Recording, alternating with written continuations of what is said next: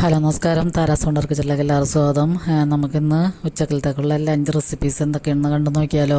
അപ്പോൾ ഞാൻ രണ്ട് നാടൻ കറികളുടെ റെസിപ്പിയാണ് ഞാനിവിടെ കാണിക്കുന്നത്. അപ്പോൾ അതിനുവേണ്ടി നമുക്ക് പടവലങ്ങ, മുരിങ്ങക്കായ, പിന്നെ മാങ്ങ, പിന്നെ കുറച്ച് ചെമ്മീൻ ഇത്രയും കൂടി ഇട്ടിട്ട് ഞാനൊരു ചാറുകറി വയ്ക്കുന്നുണ്ട്. അപ്പോൾ ചാറുകറിയുടെ പലതരത്തിലുള്ള വീഡിയോ ഞാൻ ഇട്ടിട്ടുണ്ട്. അപ്പോൾ നമുക്ക് തേങ്ങ അരച്ച് കടുക് പൊട്ടിക്കുന്ന ഒരു ചാറ് കറിയാണ്. അപ്പോൾ ഇത് എല്ലാവരുടെയും ഒരു ഫേവറേറ്റ് ആയിരിക്കും. അപ്പോൾ നമുക്കിതൊക്കെ കട്ട് ചെയ്തെടുത്തിട്ടുണ്ട്. അപ്പോൾ മാങ്ങ ചെറിയ പുളിയുണ്ട്, ചെറിയൊരു മാങ്ങയാണ് എടുത്തേക്കണത്. അപ്പോൾ അതിന് ഈ കറിക്ക് ആവശ്യമുള്ള പുളി ആ മാങ്ങ കൊണ്ട് മതിയാകും. പിന്നെ അതിലേക്ക് നമ്മൾ 4 പച്ചമുളക്, ഒരു സവാളയുടെ മുക്കാൽ ഭാഗം കളഞ്ഞിട്ട് കാൽ ഭാഗവും കൂടിയും എടുത്ത് അരിഞ്ഞെടുക്കാം. പിന്നെ കറിവേപ്പിലയും കൂടി ഇട്ട് ആവശ്യത്തിന് ഉപ്പും കൂടി ചേർത്ത് കൊടുക്കാം. പിന്നെ ഒരു 1/4 ടീസ്പൂൺ മഞ്ഞൾപ്പൊടിയും 1/2 ടീസ്പൂൺ മുളക് പൊടിയും കൂടി ചേർത്ത് പാകത്തിന് വെള്ളവും കൂടി ഒഴിച്ചിട്ട് നമുക്ക് ഞാൻ ചീനച്ചട്ടിയിലാണ് ഇത് ഇടുന്നത്, കുക്ക് ചെയ്യണത്. കുക്കറിലിട്ട് കഴിഞ്ഞാൽ പെട്ടെന്ന് വെന്തുടഞ്ഞു പോകും.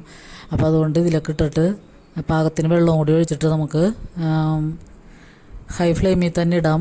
പിന്നെ നമുക്കത് കുറച്ച് ഒരു 5 മിനിറ്റ് കഴിയുമ്പോഴത്തേനും ഇത് പകുതി വെന്തിട്ടുണ്ടാവും.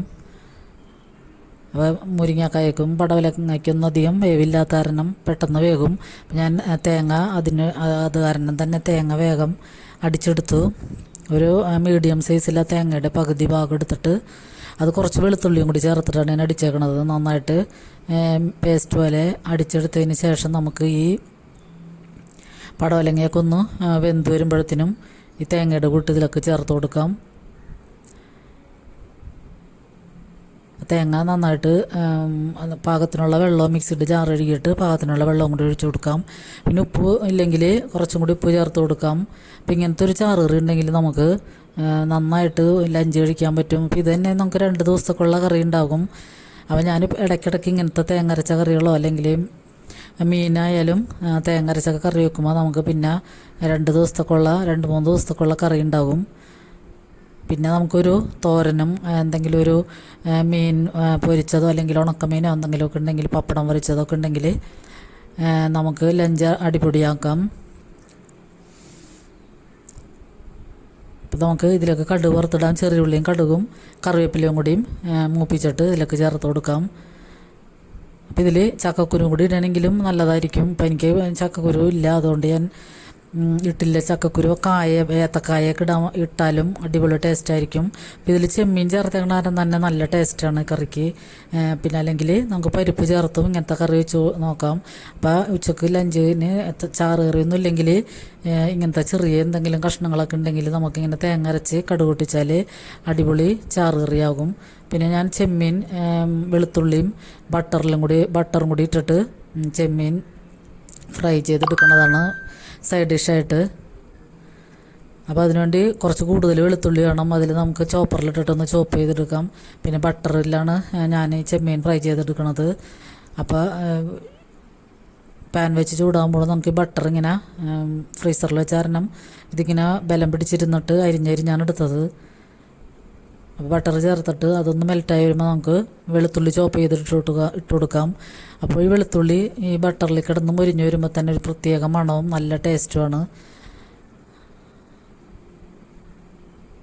പിന്നെ നമുക്ക് ആ ചോപ്പറിൽ തന്നെ ഒരു സവാളയുടെ പകുതി എടുത്തിട്ട് അതും കൂടിയും ഒന്ന് ചോപ്പ് ചെയ്തിട്ട് അതും കൂടി ചേർത്ത് കൊടുക്കും. വെളുത്തുള്ളിയുടെ പച്ചമണം ഒന്ന് മാറി വരുമ്പോൾ തന്നെ നമുക്ക് ആ സവാളയും കൂടി ചേർത്ത് പിന്നെ കുറച്ച് കറിവേപ്പിലയും കൂടി ചേർത്ത് കൊടുക്കാം.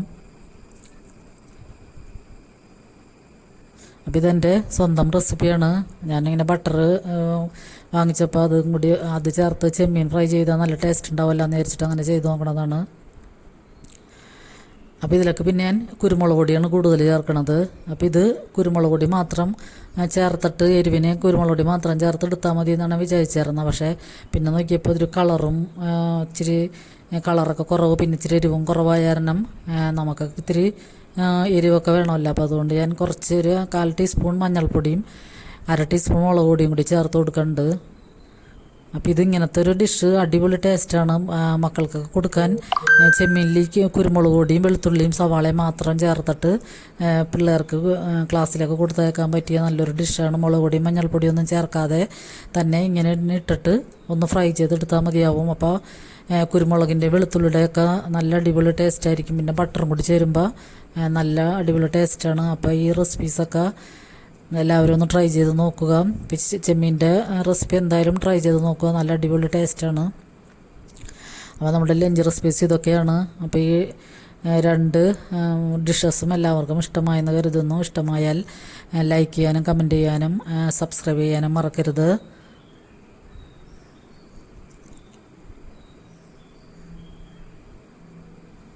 അപ്പോൾ എല്ലാവരും ഈ ചെമ്മീൻ്റെ റെസിപ്പി ട്രൈ ചെയ്ത് നോക്കിയിട്ട് ഫീഡ്ബാക്ക് അറിയിക്കണം. നല്ല അടിപൊളി റെസിപ്പിയാണ്. അപ്പോൾ എല്ലാവർക്കും ഒരുപാട് നന്ദി.